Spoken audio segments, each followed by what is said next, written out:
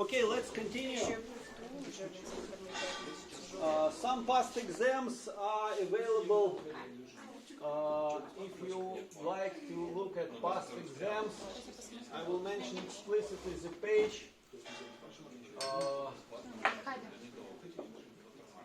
One is I will check that all past exams I have are available. Maybe last year is missing, I will add it. The one is Econometrics 601 and the other is Time Series 603. Yeah, something like this. So I will check that past exams are available, but some exams are available. All exams that are available there. I will check that I have not missed something that I have, but normally everything is there. If I have something, I will check today that I have no other exams. So if you ask me, do you have more exams? I will check today and post past year. So everything I have will be there. Some past exams are already there, but okay.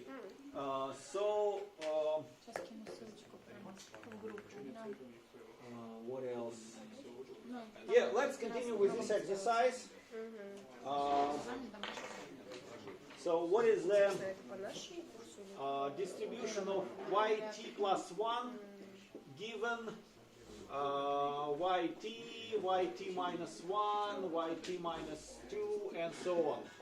Imagine that I have more than 12 observations. So I have some past data and I'd like to forecast future.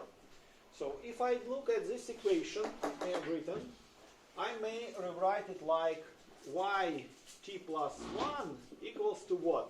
I will just copy. It's 0.7 yt minus 1 plus 0.5 yt minus 12 minus 0.35, it's yt minus 11 and 0.35 yt minus 12, yeah?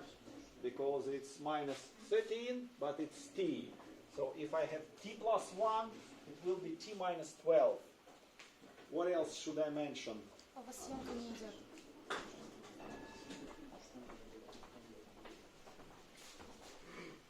Что это не идет? Идет. Plus, what else do I have?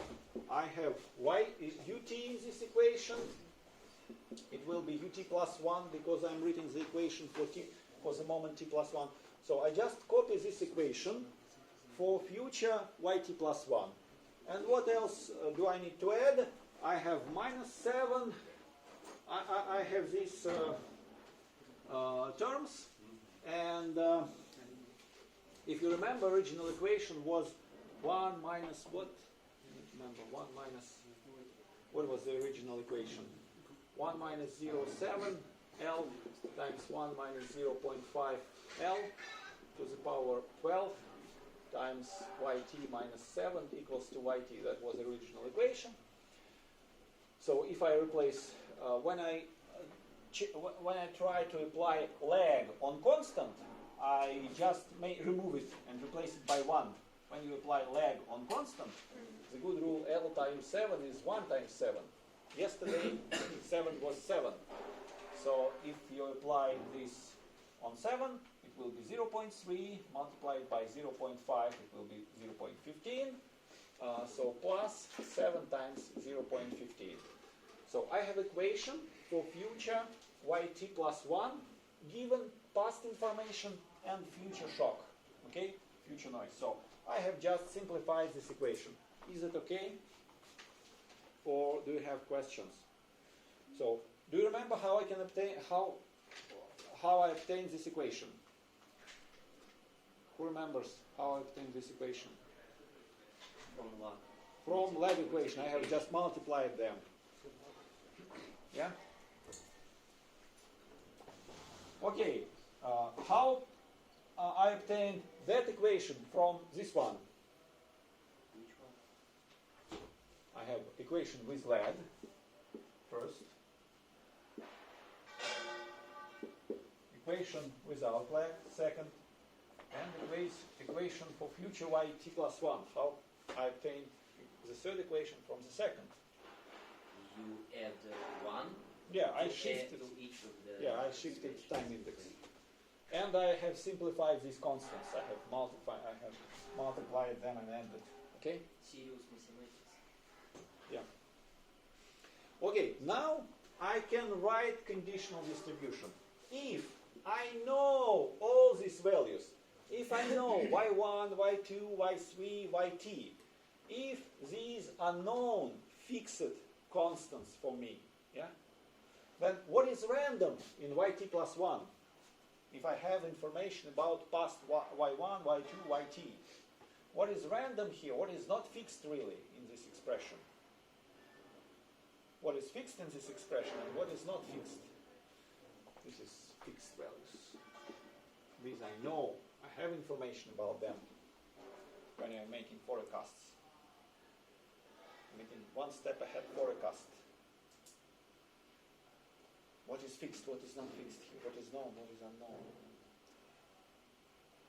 Maybe what's in the past is that's known, what's in the future that's unknown, t plus 1 is unknown. Yes, the only thing that is unknown for me is this ut plus 1. Okay? That's the only term that is not known for me. Okay? So when I do forecast, the only term that is unknown for me is this ut plus 1. Okay? So what is the conditional distribution of yt plus 1 given yt, yt minus 1, yt minus 2, and so on? It's normal distribution because my u are normal according to assumptions. So what is expected value? Where is the expected value of yt plus 1? That's a very easy question. Constant? Which constant?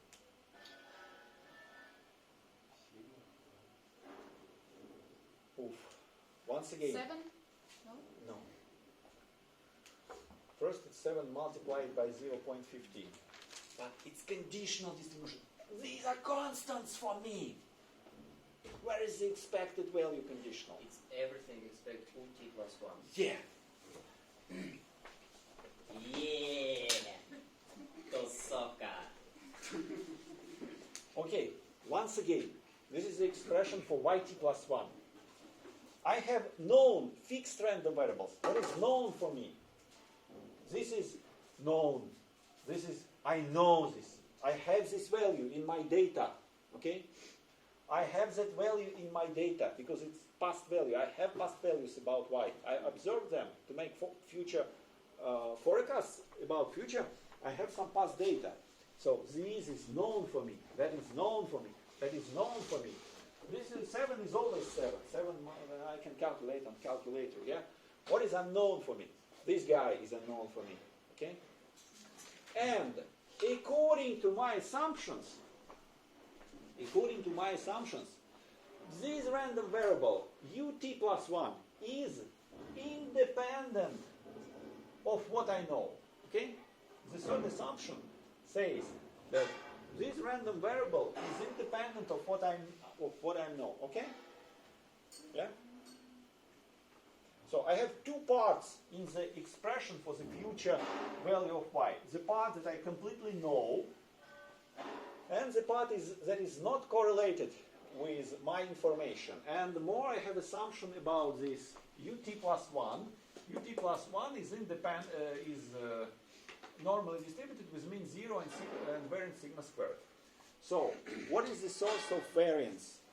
The source of variance is there because this is fixed. Okay, let be. Okay, the blue guy is random, and the black guys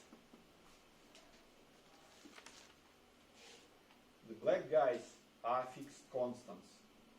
Okay, So this is future y. It's partly known, partly random. Yeah. The part that is known for me is in black. The part that is random from my point of view is in blue. Okay. Yeah.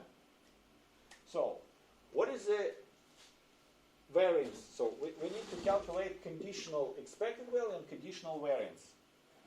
These black guys are fixed, so we need only to the source of randomness is this blue term.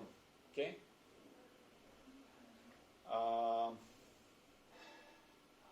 So what is the variance of this blue term? It's sigma squared. Okay. So the variance of my future y is sigma squared. Okay. And what's the expected value? The expected value of this term is 0. Yeah. And these for me are like constants because I know them. They are fixed like constants. Okay. So what is expected value? Some of them. All of them. Yeah.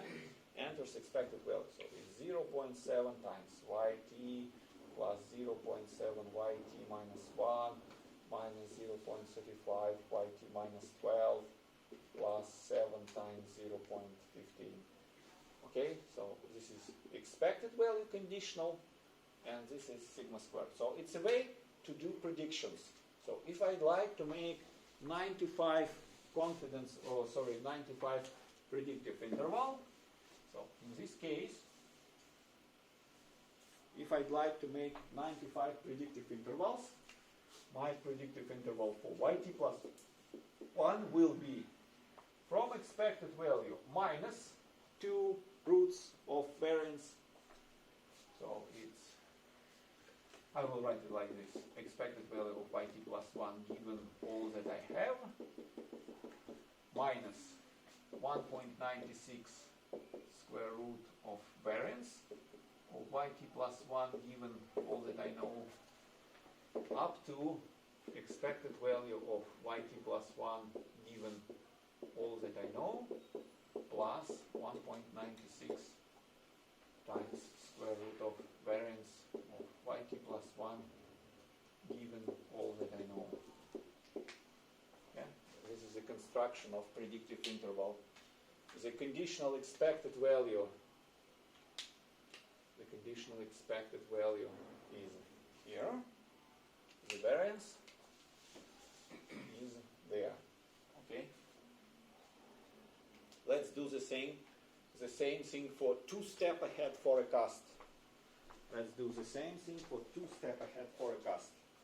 Yeah, are you ready? Who understands what we have done? One person, two persons. Oof.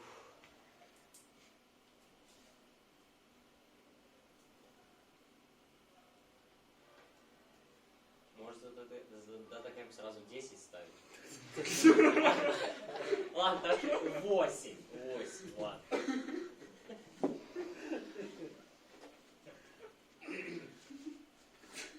So, if I write the same equation, maybe it's a little bit, will be a little.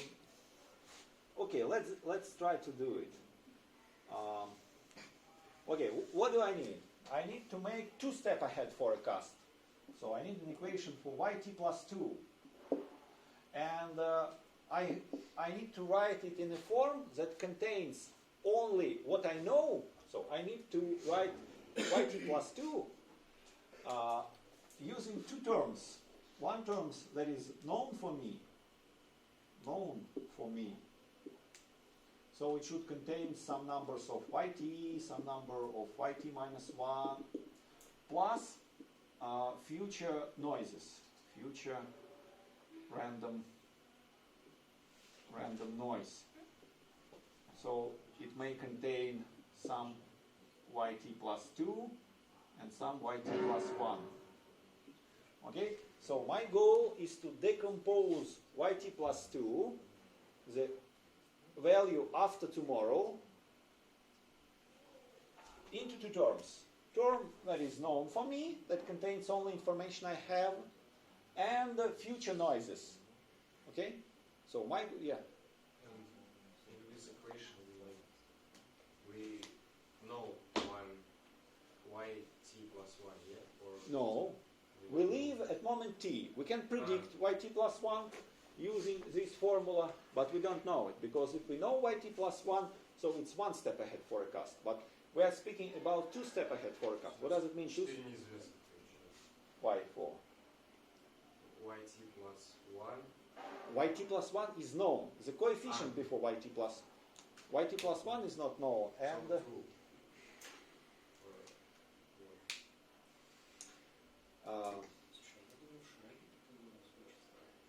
okay, let's solve it. Maybe that will be clear. Okay, we are trying to predict. Our prediction is not future value. We will never find it. Prediction is just it's not an equation with unknowns. So we will never find. I don't say that I have found. So once again, this is yt plus 1. I have not found it. This is my prediction. So yeah, it's not an equation. When you mean, oh, we have equation with 4 unknowns, we will solve it. No. We have a value, random, and we gave a predictive interval that will cover it with probability 95%.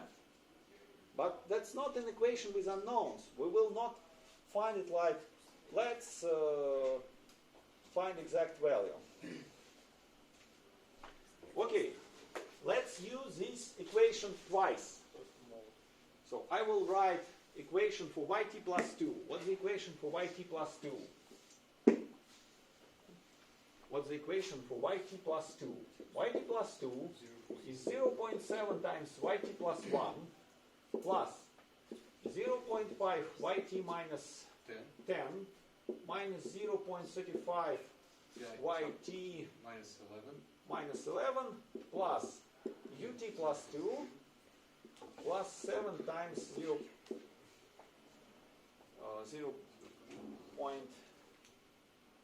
Okay? So this is the equation for yt plus 2. What is known? What is unknown for me? This is known for me. Yeah? This is known for me. This is completely unknown, and more or less it's uncorrelated with what I know. Okay? So this is not known, and according to assumption number 3, this term is uncorrelated with my information. So my best prediction of this guy is 0. Okay? So I have no useful information to predict this search. Okay, but yt plus 1 is partly unknown, because as we have written 5 minutes before, yt plus 1 contains part that can be predicted by me. Yeah? So this yt plus 1 can be partly predicted. Yeah? Because it contains a part of the expression that is known for me and a part that is unknown for me. Okay? Yeah? So I may write the equation for yt plus 2. I just plug in the equation for yt plus 1. It may be a little bit boring, but let's do it to understand better. So I just plug in like this. Okay, yt plus 2 is 0.7 times what? Times 0.7 yt plus 0.5 yt minus 11 minus 35 yt minus 12 plus ut plus 1, sorry, plus 7 times 0.15 plus 0.5 yt minus 10 minus 0.35 yt minus 11 plus ut plus 2 plus 7 times 0.15. So this is expression for yt plus 2, okay? So this big, long expression is expression for yt plus 2. And this expression is divided into 2 very different parts. The part that is completely known for me and the part that is uncorrelated with what I know. I will circle in blue the part that is uncorrelated with my information. This ut plus 1 is uncorrelated with my information. These ut plus 1, ut plus 2, and ut plus 1 are uncorrelated with what I know, okay? And everything else is completely known for me. This term, I know it. This term, I have it in my data. This term, I have in my data. This is just a number. This term, I have in my data. This I have in my data. That term is also known for me, okay? Now, we can say that what is the expected value of yt plus 2 given all information that I have? What is the expected value? Which terms, the blue one or the black one, are responsible for expected value? Yeah, the black terms are responsible for expected value. So I will not copy them because I think it's too boring, but it will be 0.7 squared times yt plus 0.35 times yt minus 11. So all black terms are responsible for expected value. I know them. For me, they are like fixed known quantities. There is nothing random for me about them. I know them. They are numbers in my data set. And which terms are responsible for the variance of yt plus 1, of yt plus 2, given information I have? Yeah, you're right. These two blue terms are responsible for the variance because all black terms are fixed and these two blue terms are random from my point of view. So what is the variance of yt plus 2 given past information? What is the variance of this term? Sigma squared. What's the variance of this term? Do not forget that it's multiplied by 0.7. 1.7. So basically it's variance of these two terms, 0.7 times ut plus 1 plus ut plus 2, because all other terms from my point of view are fixed constants. So it will be 0.7 squared plus 1 multiplied by sigma squared. 0.7 squared is the variance of the first term. 1 multiplied by sigma squared is the variance of ut plus 2. Okay? And how may I calculate predictive interval? To make predictive interval, I take expected value and I go left and right. If it's 95% predictive interval, I go from conditional expected value two sigmas, two square root of variance to the left, two square root of variance to the right. Okay? Or did I write it explicitly? Let's write it explicitly. I'm a little bit worried. So, if I know, so the predictive interval is always like this conditional expected value, given my information minus 1, so it's 95% predictive interval, minus 1.96 square root of variance of yt, given my information, up to expected value of yt plus 2, given my information, plus 1.96 square root of variance of yt plus 2.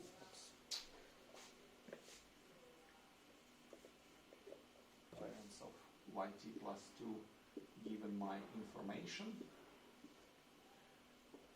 Square root of variance yt plus 2 given information. And bracket because it's an interval. Okay?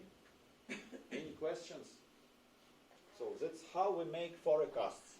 So if you have actual data about about past yt minus 1, so you can calculate expected value, you can calculate variance, and bingo. That's okay. Yeah. Pom, pom. Boom, boom.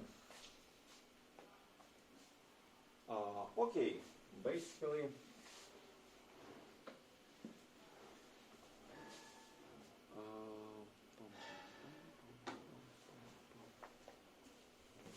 yeah, we have a lot of time. So we have completed this particular example.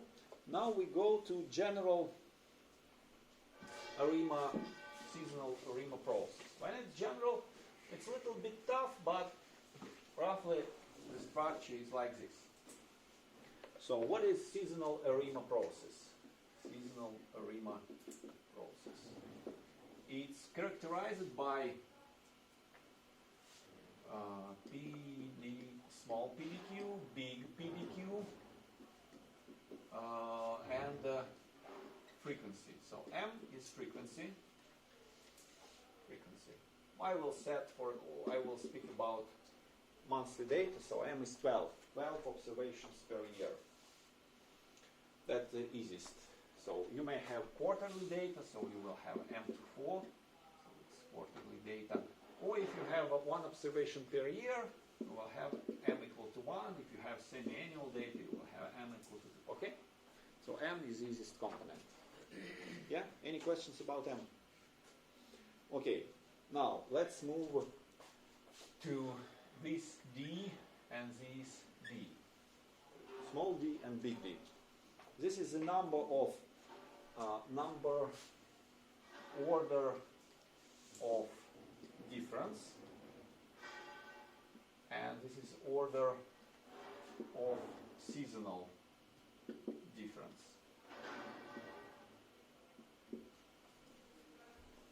So if you have a process like d, small d equal to 1, big D is equal to 2, that means you have one non-seasonal difference, delta.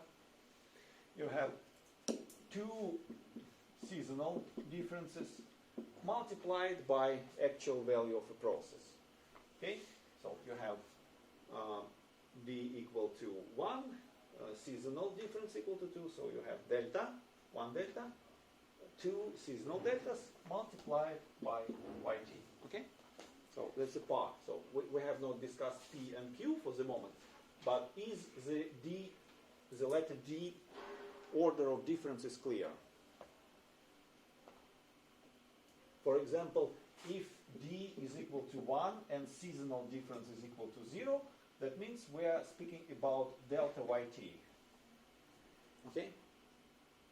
If, so one more example, so maybe this is tough.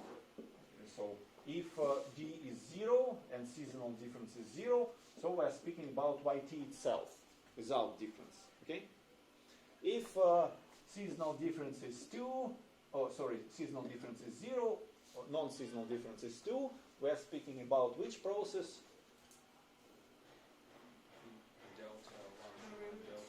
Delta of yt.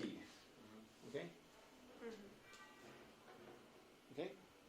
Is it clear what is delta of yt? No. Difference of difference. So you should take difference twice. So you should take delta of yt. It's delta of yt minus 1. It's delta yt minus delta yt minus 1. It's yt minus 1 minus yt minus 1 minus yt minus 2. Oof, it's yt minus 2 yt minus 1 plus yt minus 2. So it's delta of delta. So the delta applied twice. Okay? So we start deciphering all these numbers. So M is the easiest one, is a frequency. So next, small d and big D is an order of difference, non-seasonal. So this is basically non-seasonal. Non-seasonal, and this is seasonal. Okay? So so who remembers what is delta 12? One Number of frequencies. What does it mean? Delta 12 times yt. yt minus yt minus Yeah, yt minus 12. Okay. Mm. Okay. So understand about M, D, and big D, okay? So now let's move on to P and Q, okay? Yeah. So I will, for the moment, I will write the process like, yeah? Okay, so for the moment I will write the following process. P0, Q0, 0, 0, let's say 12. So to simplify the case, I will speak about P and Q, non-seasonal P and Q, okay?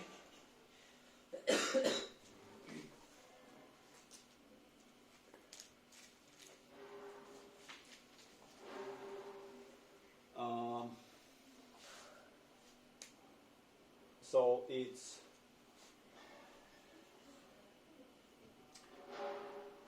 so we have no deltas. We have D0, D0, big small d is 0, big D is 0. So we speak about the process yt itself.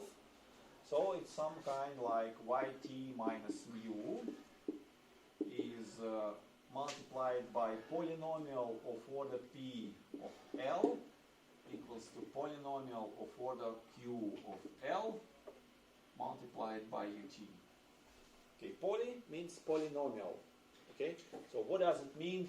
Polynomial of order 2 of L. So what does it mean? Polynomial of second order of L. What does it mean? Polynomial of second order of L. Second. Second. Like by 2. 1 minus L multiplied by this thing. 1 minus L beta 1 L minus beta 2 L squared. So it's polynomial of order 2. I'm sorry, is it possible to write this, not the equation, but the leg in a different way, with not minuses, but with pluses? Yeah, Can you please show it? you just write with plus. I And thought your that betas there will be negative to mine betas. I So read- if my I read- estimate will be 0.7, your estimate will be plus I read that there are two ways to describe the same polynomial equation with pluses and minuses, and they are kind of a mirror of each other. Obviously, so if you write minus beta, so you Okay, I write got plus it. gamma. Kind of stupid question, got it. Sorry. It's a parameter. So if Sorry.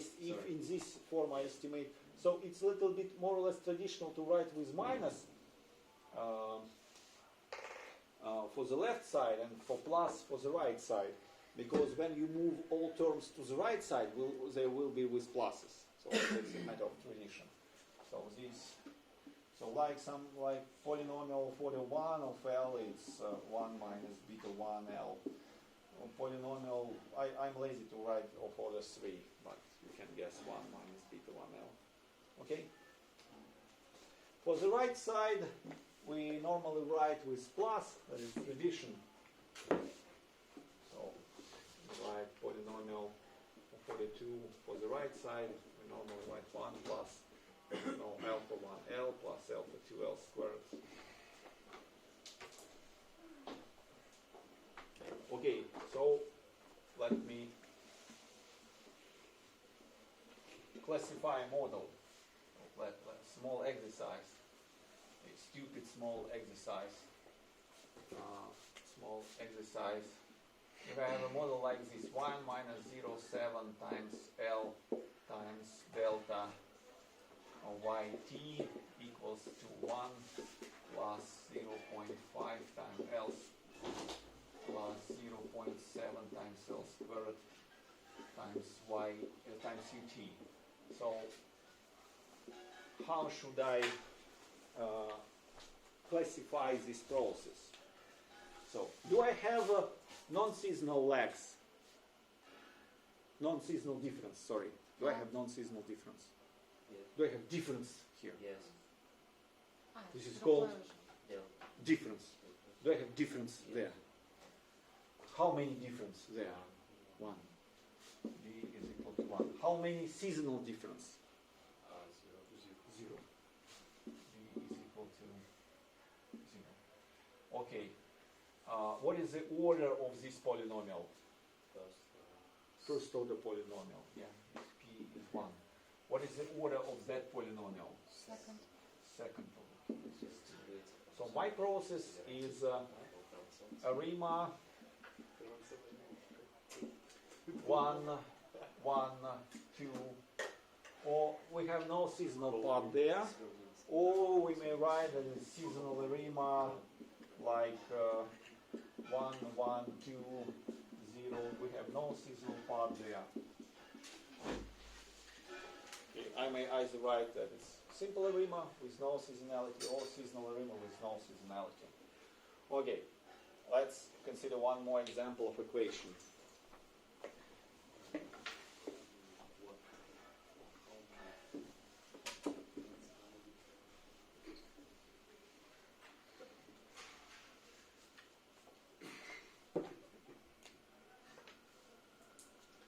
One more example of equation like 1 minus 0.7 times L power 12 times delta 12 yt equals to 1 plus 0.5 L times 0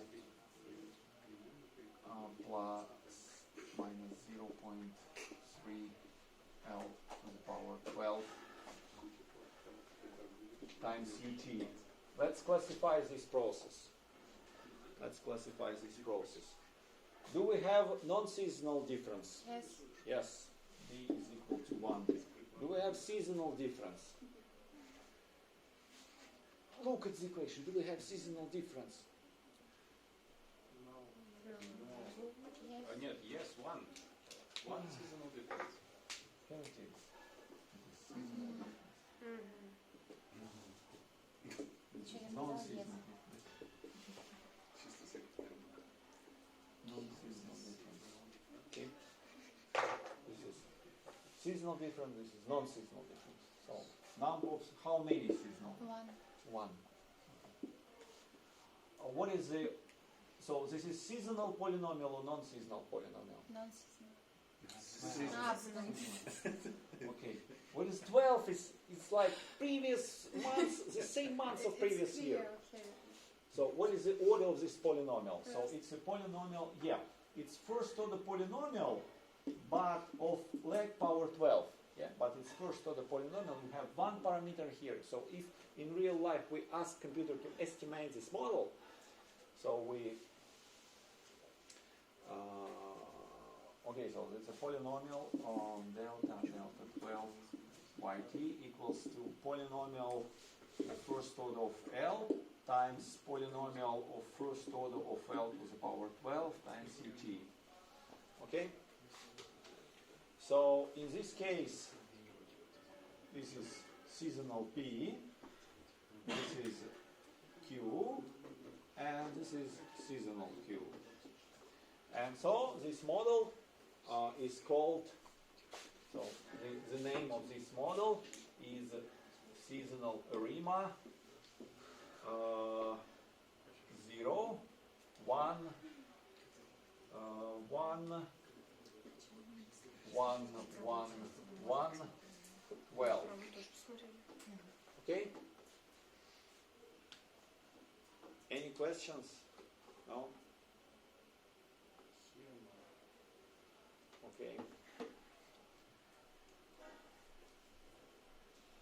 Let's move on. Let's do some. Maybe it's better to. What else can we do? We have one half an hour. I have a question. Yeah. We have two brackets with the 12. Yeah. So why don't we have P equal to 2? Okay, once again, the general form. Yeah, I will write the general form. Polynomial may, so you have left-hand side, you have right-hand side. In right-hand side, you will always have u. In left-hand side, you will have y. So y may be multiplied by some number of deltas, by some number of seasonal deltas. And additionally to deltas, you may multiply it by polynomial of some order p of L, polynomial of some order, so let's write it like poly of order p of L times polynomial of order big P of L to the power 12. And the same thing on the right hand side. You may have here a polynomial of order small q of L times polynomial of order big Q of L to the power 12. Okay? So if a polynomial depends on L to the power 12, so it's seasonal polynomial. If it depends on L only, it's non-seasonal polynomial. Okay? So that's the general form. So we have a small d and big D there. The most general form. Okay? So I have L to the power 12. It's polynomial of first order. I have one coefficient to estimate. In real estimation, 0.7 is estimated using maximum likelihood. Okay? This number is not given in data, so it's estimated by computer. This number is estimated, this number is estimated, and that number is estimated. Okay?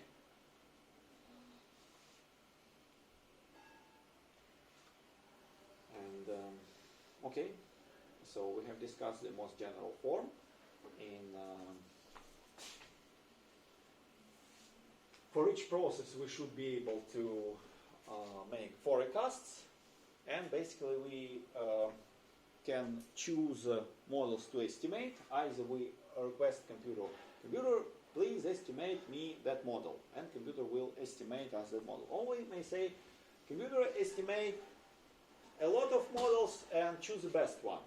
So basically, either if you have some particular model, let's say you have the simple autoregressive one model that is the same thing as in the long form it will be 1, 0, 0, 0, 0, 0, say 12, yeah, so the simple model in long form it will have only so it's a model like this with the 1 times L times yt minus mu ut, so it's simple model. So I may ask computer to estimate such a model, and computer will estimate me maximum likelihood, and it will estimate me beta 1, mu, and sigma squared.